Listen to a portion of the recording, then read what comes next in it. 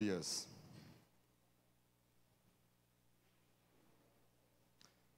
Como é bom estar aqui nessa noite, como é bom sentir a presença do nosso Deus, adorá-lo, glorificá-lo, pois nós fomos criados com esse objetivo, com esse propósito. Coloca só um pouquinho de retorno, mais para mim. Eu quero convidar você a você abrir sua Bíblia. Eu quero compartilhar com vocês uma palavra nessa noite para nós refletirmos, meditarmos aquilo que Deus quer falar ao mais profundo do nosso coração. Lucas capítulo 17.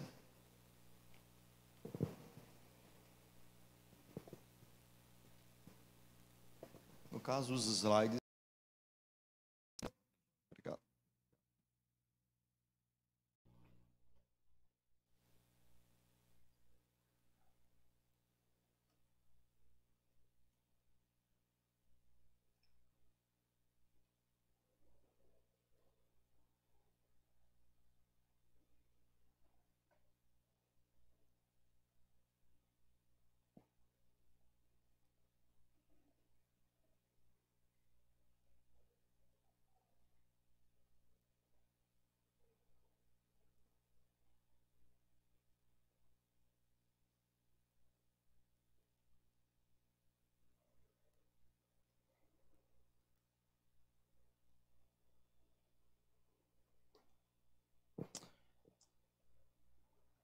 Vamos ler Lucas capítulo 17.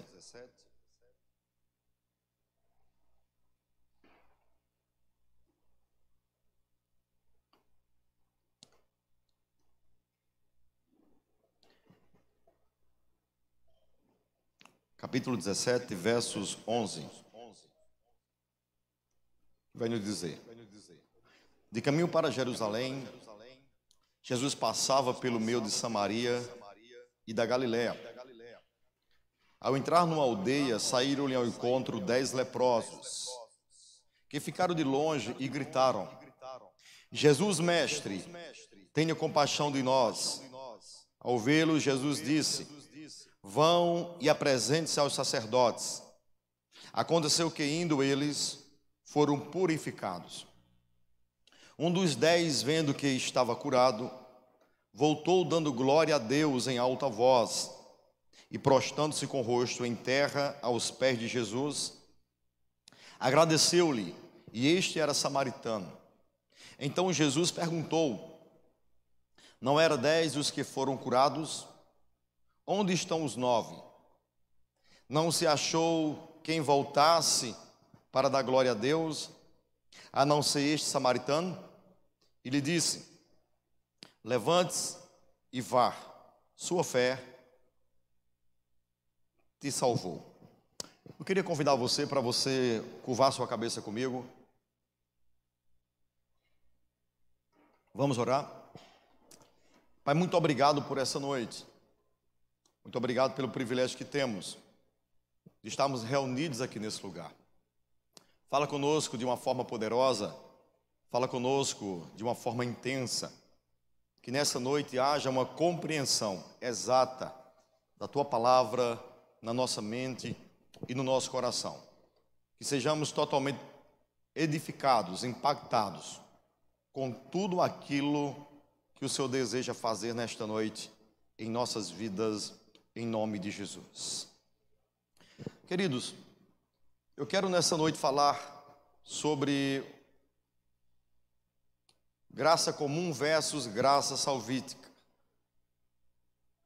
Quando nós lemos esse texto, tenta diminuir só um pouquinho essa luz aqui, está bem forte nos meus olhos. Quando nós lemos esse texto nos diz que Jesus, ele passando por Samaria, 10 leprosos saem ao seu encontro. E esses leprosos, eles saem ao encontro de Jesus gritando: mestre, tenha misericórdia de nós. A lepra nesse contexto, nessa época, era uma doença altamente contagiosa, Não era permitido os leprosos ficarem dentro da cidade. Então os leprosos, eles viviam em um determinado local reservado para essas pessoas que continham essa doença. Era uma doença que pelo vento contaminava as pessoas que estavam ao seu redor. A vida de um leproso era uma vida sentenciada à morte. Era uma vida miserável. Seria literalmente hoje você descobrir que tem câncer. Sendo que ainda hoje existe tratamento para o câncer. Nessa época não existia tratamentos que pudesse resolver a questão da lepra. A lepra, ela devorava a carne ao ponto de muitas vezes as pessoas ficarem totalmente desconfiguradas, as suas afeições eram totalmente comidas pela lepra. Então as pessoas que contraíam a lepra viviam uma vida infelizmente muito triste. As pessoas não queriam ter contato com nenhum tipo de leproso. Então era uma vida totalmente sem nenhum sentido. A pessoa, quando ela descobria que estava com lepra, automaticamente ela guardava a morte, ponto final. Só que o texto nos diz que 10 leprosos, quando ouviram falar que Jesus estava passando por Samaria, eles correram ao encontro de Jesus e eles clamaram ao Senhor: Mestre, mestre, tenha compaixão de nós. E Jesus deu apenas uma ordem a eles, dizendo: olha, vá e se apresente aos sacerdotes. Porque os sacerdotes da época, eles tinham a função praticamente de um médico. Era eles quem faziam uma perícia no corpo para dar o veredito se a pessoa estava contaminada ou teria sido curada. Cura para a lepra só se fosse um milagre. E o texto nos diz que enquanto eles iam, eles perceberam que estavam curados. Eles perceberam que seus corpos foram restaurados automaticamente. E naquele momento, um dos que perceberam que foram curados, automaticamente ele voltou, prostrando-se diante de Jesus, ele glorificava, ele exaltava, ele dizia: Senhor, muito obrigado, porque eu era uma pessoa sentenciada à morte. A minha vida não tinha sentido e o Senhor transformou-la por completo. Então esse homem voltou e glorificou a Deus. Só que Jesus faz uma pergunta a este homem. E ele diz: não foram 10 que eu curei? Aonde estão os outros? Não houve porventura quem voltasse para glorificar a Deus? A pergunta que muitos fazem é: se Jesus é um ser onisciente, se ele conhece o presente e o futuro, por que é que ele curou pessoas que não iria ser grata para com eles? Por que é que ele curou pessoas que não iria reconhecer a sua bondade? Por que é que ele abençoou pessoas que não iria retribuir para com ele o mínimo?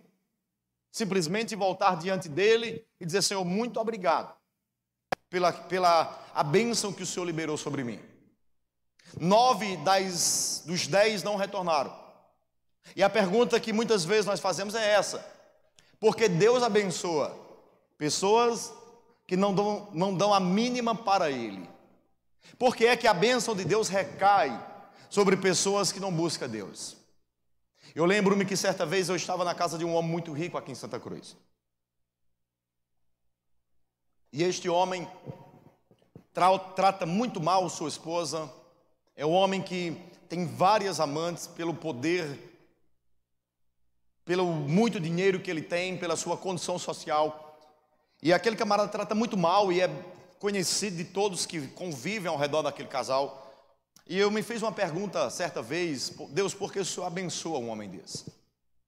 E a minha resposta, a teologia vai classificá-la de graça comum. Existe uma graça que ela é liberada sobre as pessoas, não por aquilo que elas fazem, não por elas serem merecedoras, mas é uma graça que Deus libera sobre bons e maus, sobre qualquer tipo de pessoa. Por isso é que Mateus capítulo 5, versículo 44, ele vai dizer que o Senhor, ele abençoa a bons e a pessoas maus. Isso a teologia vai classificar e chamar de graça comum.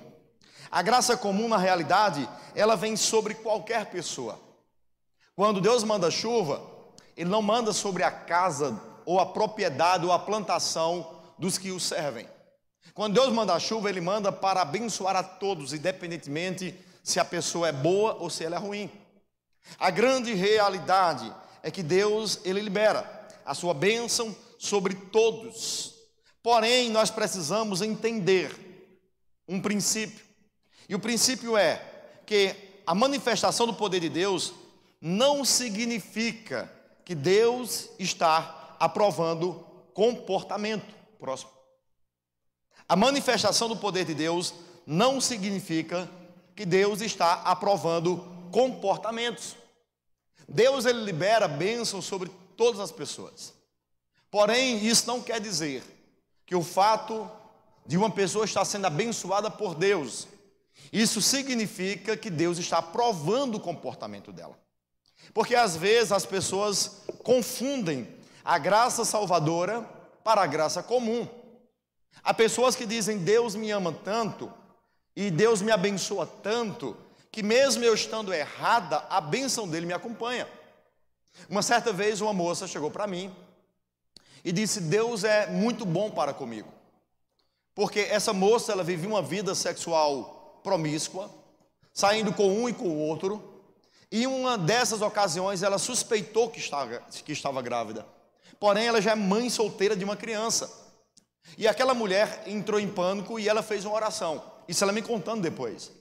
E ela disse: Paulinho, eu orei a Deus para que aqueles sintomas que eu estava sentindo não fossem uma segunda gravidez, porque seria uma destruição para a minha vida, não a criança, mas o fato de eu não ter condições de criar mais um. E ela disse: eu orei a Deus com tanta fé, com tanta convicção, e quando eu fiz o teste deu negativo, e eu estava consciente que estava grávida.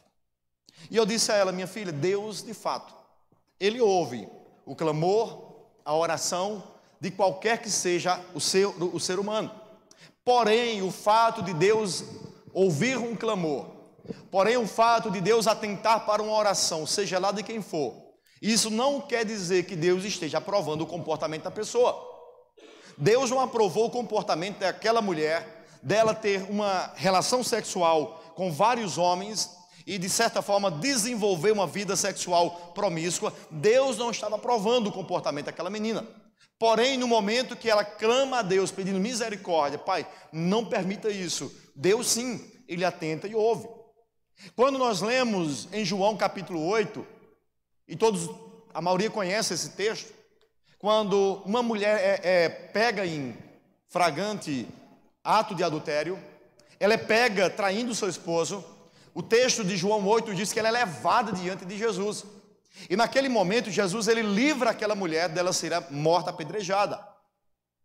Naquele momento, o texto diz que Jesus, ele intercede por ela, e Jesus, ele usa argumentos os quais faz com que os seus acusadores vão embora um após o outro. Porém, eu tenho que entender que o fato de Jesus ter usado de misericórdia para com aquela mulher não significa que ele estava aprovando o comportamento dela. Não significa que o ato errôneo que ela cometeu, não significa que o seu ato de adultério era algo que Deus estava com ela, hipótese alguma. Porém, mesmo ela tendo cometido algo errado, mesmo ela tendo cometido erros, pecados, quando ela clamou ao Senhor, Deus de fato a livrou.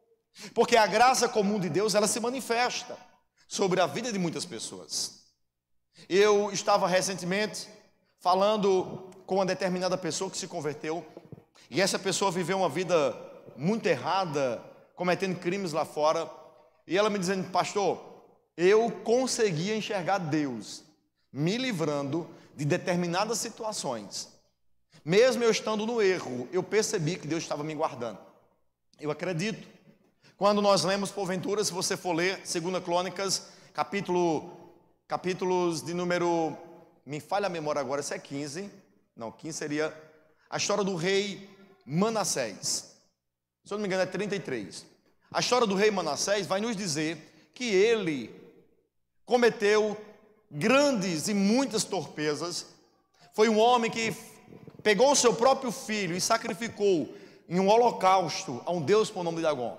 Um homem com um coração muito perverso, maligno, com atitudes totalmente repugnantes diante de Deus. Porém, a história vai dizer que Manassés estava preso e ele faz uma oração ao Senhor. E Deus ouviu a oração de Manassés. Quem era Manassés? Um rei perverso, um rei que afrontou o próprio Deus, um rei que sacrificou seu filho em um holocausto. Mas esse rei, ele faz uma oração a Deus e Deus ouviu a sua oração. E o texto é bem categórico quando diz que Deus ouviu sua oração. Porém, o fato de Deus ter ouvido a oração do rei Manassés não significa que Deus estava aprovando as suas atitudes, os seus comportamentos. O que estava acontecendo ali é o que o próprio Jesus vai dizer em Mateus capítulo 5 e versículos número 44. Ele vai dizer: eu, porém, vos digo, ame os seus inimigos, orem pelos que perseguem vocês, para demonstrar que são filhos do Pai de vocês, que está nos céus, porque ele faz o sol nascer sobre maus e bons, e chuvas sobre justos e injustos. Isso chama-se graça comum. Deus, ele traz a bênção dele sobre todos, independentemente da situação a qual nós estejamos vivendo. Se alguém mesmo no erro clamar a Deus, Deus usará de misericórdia para com essa pessoa. Porém, eu preciso compreender isso, porque é justamente nessa questão que muitos se perdem. É justamente nessa questão que muitos dizem: não, Deus me ama tanto, mas tanto, que mesmo eu cometendo erros, mesmo eu andando por caminhos que não são os caminhos que Ele trilhou para a minha história, Ele me guarda, Ele me livra. E isso leva algumas pessoas a acreditarem que não há necessidade delas se arrependerem dos seus pecados, que o fato de Deus estar agindo ou respondendo uma oração é comprovação que Deus está de fato aprovando a vida, as atitudes que determinadas pessoas infelizmente estão assim prosseguindo. Então não vos enganem, há momentos nos quais você vai clamar a Deus e Deus de fato vai usar de misericórdia para com a tua vida. Porém, o fato de Deus usar de misericórdia não significa que Ele vai estar aprovando o teu comportamento. Às vezes a graça dele vai se manifestar simplesmente através da graça comum. Mas pastor, isso significa que eu estou salvo? Não. Se você lê e coloca por gentileza o próximo slide. Quando nós lemos a história de Balaão, Balaão era um profeta que recebeu dinheiro para profetizar contra o povo de Deus. Porém, a Bíblia vai nos dizer que Deus usou a vida de Balaão. Então, o simples fato de Deus estar usando alguém não significa que Deus esteja de fato aprovando o comportamento. Deus usou Balaão, mas reprovou o seu comportamento. Se nós lermos porventura aqui, Apocalipse capítulo 2, verso 14, veja o que vai dizer Apocalipse 2, 14. Tenho, porém, contra vocês algumas coisas.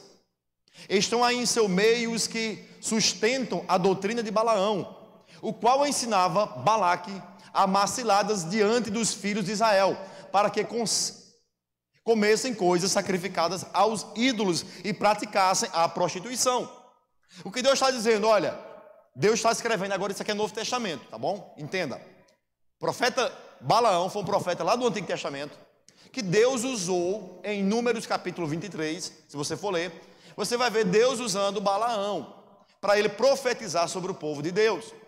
Porém, quando nós lemos agora em Novo Testamento, Apocalipse, nós vamos perceber que Deus ele reprovou a vida de Balaão. Mas como é que pode? Como é que Deus ele usou determinada pessoa, mas reprovou determinada pessoa? É porque a graça comum de Deus.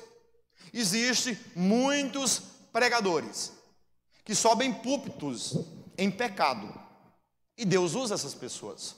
Como assim, pastor? Usa. A Bíblia diz que os dons são irrevogáveis.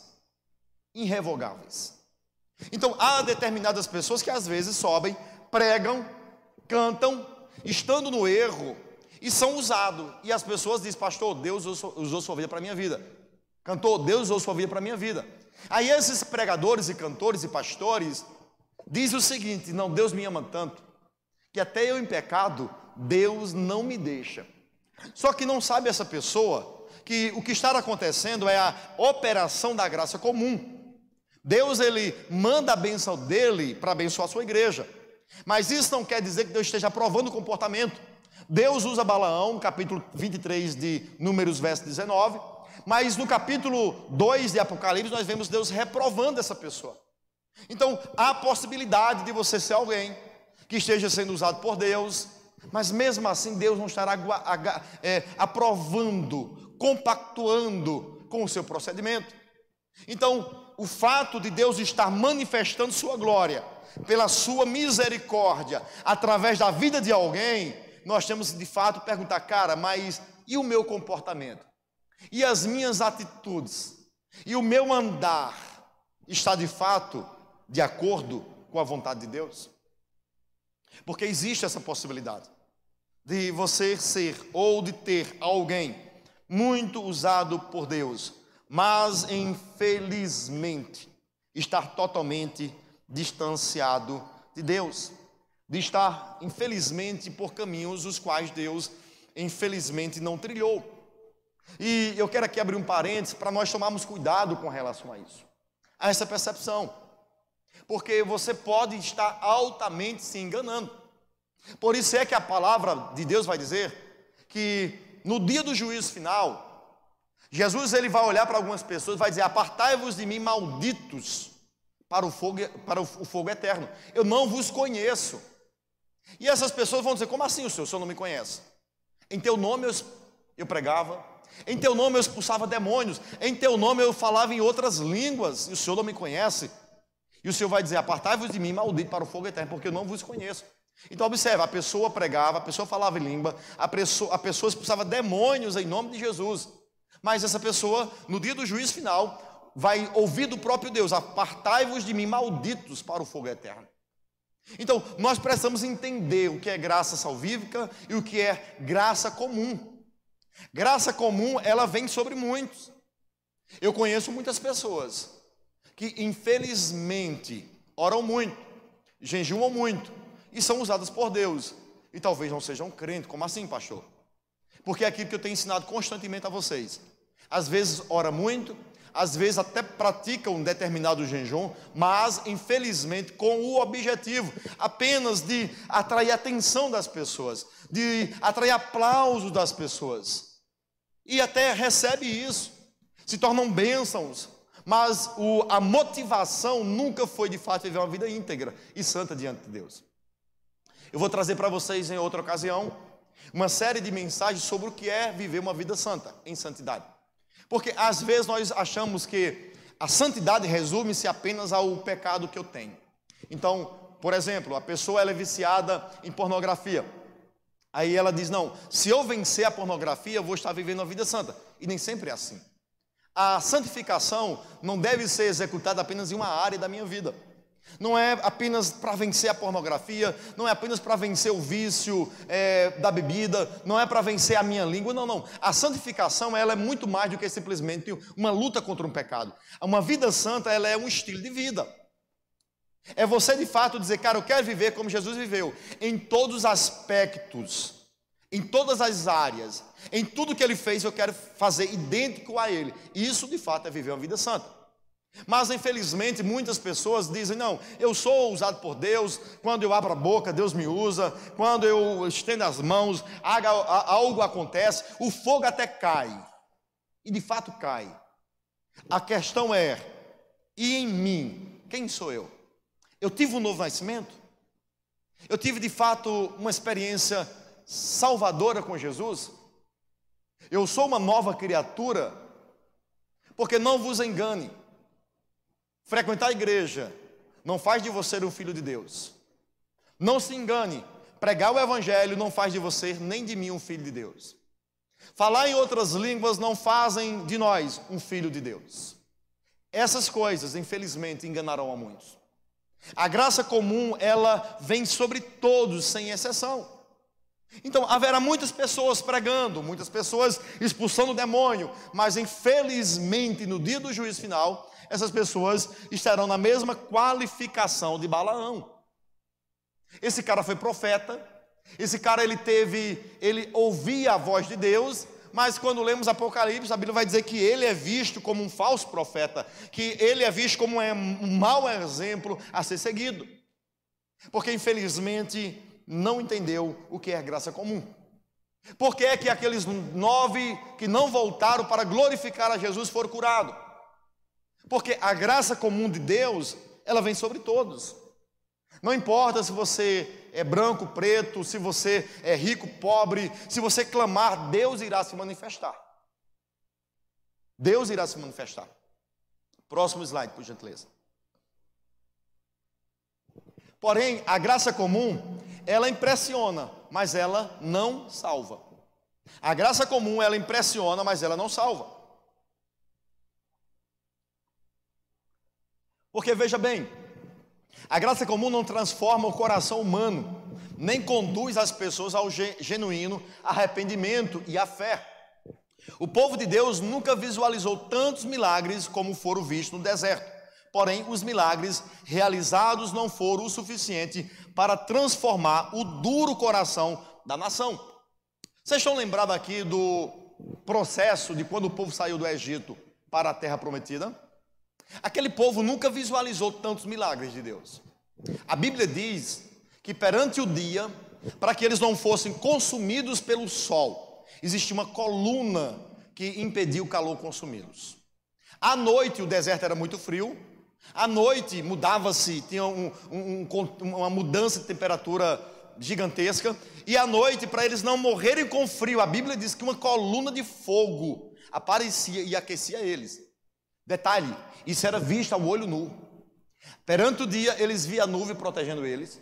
À noite, eles percebiam a coluna de fogo. Quando eles estavam com fome, a Bíblia diz que o comer caía do céu, o maná caía do céu e eles se alimentavam. O povo nunca viu tanto milagre, nunca contemplou tanto milagre como foi visto no Êxodo, na travessia do Egito para a terra prometida. Mas não se engane, nunca houve um povo de um coração tão duro como aquele povo. É tanto que de mais de 600 mil pessoas que saíram do Egito, vocês sabem quantas entraram na terra prometida? Quem sabe aqui? 2 pessoas. Repetindo, saíram mais de 600 mil pessoas. Apenas 2 pessoas entrou na terra prometida. Mas por que, pastor? Porque não se converteram. Porque infelizmente seus corações não foram convertidos ao Senhor. Era um povo, infelizmente, que contemplou os milagres, mas infelizmente não teve suas vidas mudadas. Então, milagres, infelizmente, a graça comum, esse maná que veio era a graça comum. Essa nuvem era uma graça comum.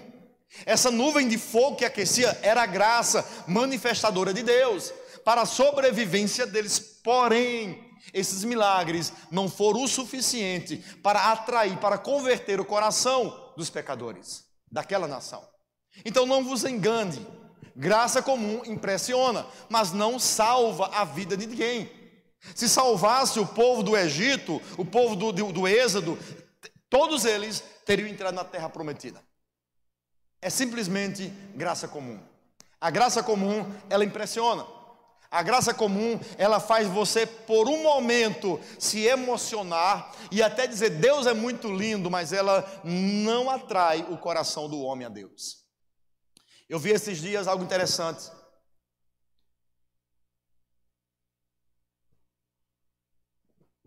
O pastor dizendo o seguinte: eu não me impressiono com a perna crescendo. Ele disse, olha, não me impressiono um cego voltar a ver. Eu não me impressiono com o paralítico se levantando. E ele disse, sabe por que eu não me impressiono? Porque tudo isso Satanás faz. Satanás, ele faz um paralítico se levantar dentro da igreja. Satanás, ele faz um cego voltar a ver dentro da igreja.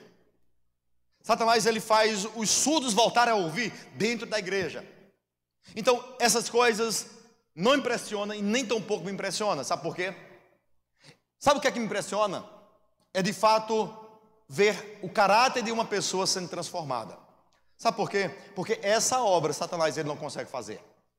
Satanás ele pode fazer um paralítico voltar a andar, mas não pode jamais fazer um pecador se arrepender do seu pecado. Porque essa obra vai contra a natureza dele. Então Satanás, ele, se possível, ele fará com que pessoas se levantem das cadeiras para que gere impressões, para que gere de fato uma admiração. Porém essas coisas não salvam ninguém, mas ilude as pessoas e faz com que as pessoas digam: Deus está naquele local, quando na realidade não está.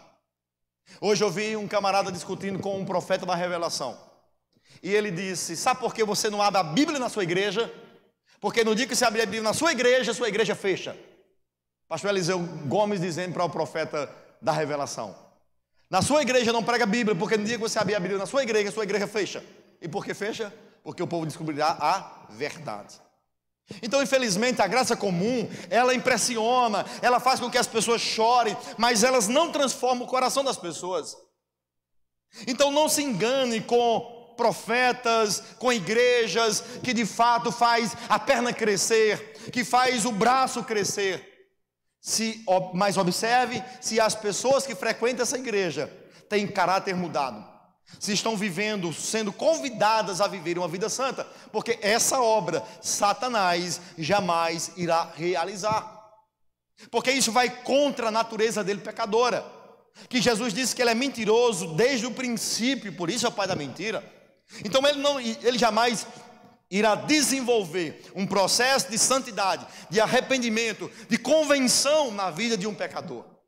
Somente o evangelho de Jesus, somente a palavra pregada, ela terá esse poder de transformar o mais vil dos pecadores, o mais vil dos homens, das mulheres, nos seus delitos e pecados.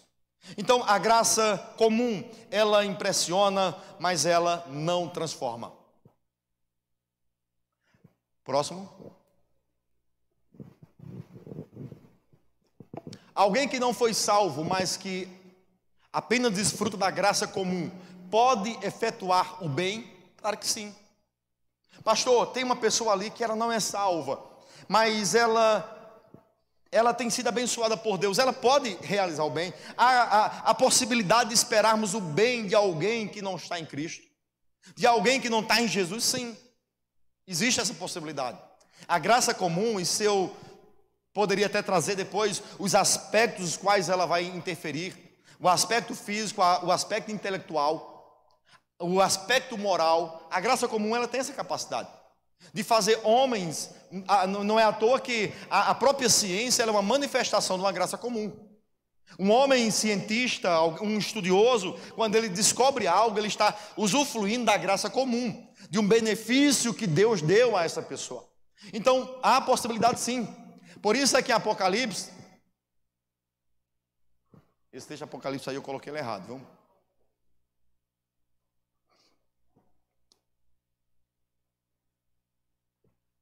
Em Atos dos Apóstolos, foi a mensagem que eu preguei domingo. Observe que uma vez em terra, verificamos que a ilha se chamava Malta. Os nativos nos trataram com singular humildade, porque acendendo uma fogueira, acolheram a todos nós por causa da chuva que caía e por causa do frio. Esses nativos aqui eram crentes, sim ou não? Sim ou não? Não eram crentes, mas a atitude deles foi boa ou ruim? Eles não eram crentes, eles não conheciam a Cristo, mas eles tiveram uma atitude cristã. Eles tiveram uma atitude boa. Eles foram humanos para com as pessoas que estavam precisando. Então, o fato de alguém ser bonzinho de coração, generoso, isso também não significa que tal pessoa de fato foi salva. A possibilidade da pessoa ter um coração muito bom, mas mesmo assim ela de fato não ser salva. Ela ser muito generosa, ela ser a pessoa do coração que ajuda todos, mas não ter nenhum tipo de experiência salvífica com Jesus. Ser alguém bom, caridoso. Eu particularmente conheço muitas pessoas que ainda não aceitaram a Jesus, mas você pode contar com elas para qualquer que seja a ação. Você pode chamar essas pessoas. E qual é o problema? Qual é o mal disso? O mal disso é que algumas pessoas dizem: eu sou tão bom que eu não preciso ser salvo. Eu sou tão bom que eu não preciso ir para a igreja. Eu sou tão bom que eu não preciso de fato, reservar tempo para ler. O meu coração é puro demais. Quem nunca teve a experiência de estar, por exemplo, evangelizando, e de repente você chegar para uma pessoa e dizer, cara, aceita Jesus? E dizer, eu não preciso de Jesus. Eu não bebo, eu não fumo, eu faço obra de caridade, eu visito os doentes nos hospitais. E essa ação tão boa, muitas vezes, ela ilude as pessoas, fazendo com que tais pessoas olhem para dentro de si e digam, eu não preciso, porque eu sou tão bom, mas tão bom que eu acho que Deus está aprendendo comigo. Isso é um perigo muito grande. Então, infelizmente, alguém que não foi salvo pode sim ter toda essa generosidade, toda essa fraternidade, toda essa humildade, mas mesmo assim, infelizmente, não ser salvo. Porque quando nós lemos o Atos capítulo 28, nós encontramos nativos, bárbaros, tendo comportamento dignos, atitudes boas, porém não tinha nenhum conhecimento de salvação.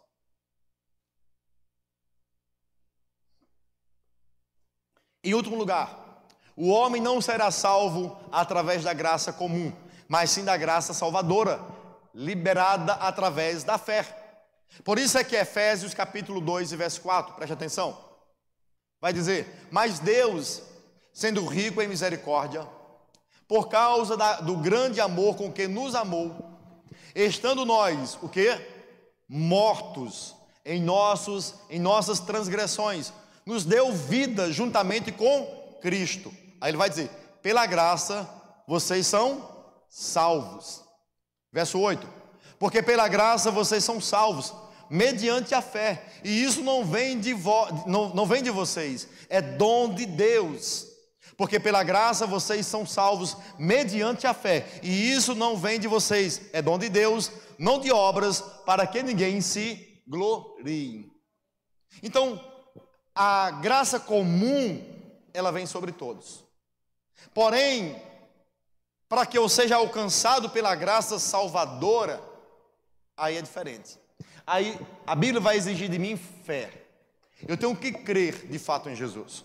Então, recapitulando, existe possibilidade de uma pessoa ser muito boa, de uma pessoa ela viver uma vida fazendo caridades, ajudando ao próximo, mas mesmo assim, no dia de sua morte, ela partir para o inferno.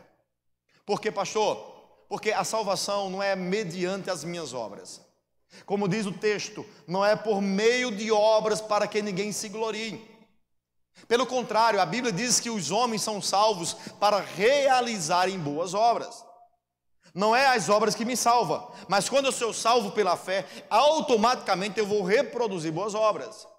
Então, a graça comum, ela vem sobre todos. Mas a graça salvadora, ela só alcança aquele que reconhece Jesus como seu Salvador. Volta comigo, por gentileza, para o texto da leitura que nós fizemos. O texto da leitura que nós fizemos, no versículo 19, Jesus, ele vai olhar para aquele rapaz que voltou. E ele vai dizer, levante-se, a sua fé te salvou. 10 pessoas foram alcançadas com a graça comum. Os 10 foram curados. 9 foram embora. Apenas um voltou. Aquele que voltou e reconheceu a bondade do Senhor Jesus e creu nele, esse alcançou graça comum e também alcançou a graça salvadora. Ele alcançou salvação para a sua alma. Não foi mediante as obras que ele fazia. Não foi porque ele era um homem bonzinho, não. Ele alcançou salvação para a sua alma, porque ele teve fé na pessoa de Jesus. A fé é o elemento essencial, principal. Não adianta você ser uma pessoa, e nós somos uma igreja que trabalhamos o social. O social faz parte da nossa história, faz parte da nossa cultura, porém, não é as nossas boas ações que vai nos garantir salvação. A salvação, ela não é porque eu sou bonzinho, não é porque eu sou pastor, não é porque você trabalha na base, não é porque você lidera alguma coisa, não. A salvação, ela só vem na vida de uma pessoa que ela reconhece Jesus como seu Senhor. Sem esse reconhecimento, não há possibilidade de, infelizmente, alguém ser salvo. O reconhecimento através da fé é essencial. Vocês lembram da passagem de Jesus crucificado e ao seu lado 2 ladrões?